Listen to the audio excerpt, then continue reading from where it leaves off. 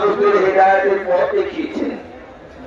এরই ধারাবাহিকতায় সর্বশেষ নবী হযরত মুহাম্মদ মুস্তাফা সাল্লাল্লাহু আলাইহি ওয়াসাল্লাম 570 খ্রিস্টাব্দে শান্তির নবীকে বার্তা নিয়ে ধরার বুকে আগমন করেন। কুরআন মাজিদের সূরা আম্বিয়া আয়াত নম্বর 107 আল্লাহ ইরশাদ করেন, আমি আপনাকে বিশ্ব জগতের জন্য রহমত স্বরূপ প্রেরণ করেছি।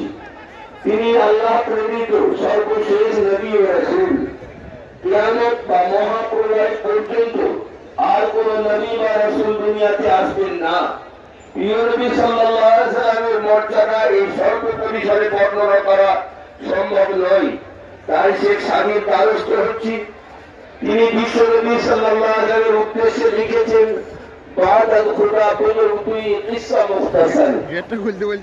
অর্থাৎ আপনার মর্যাদার কতটুকুই বলতে পারবেন, সংক্ষেপে এতটুকুই বললাম, আল্লাহর পরেই আপনার স্থান।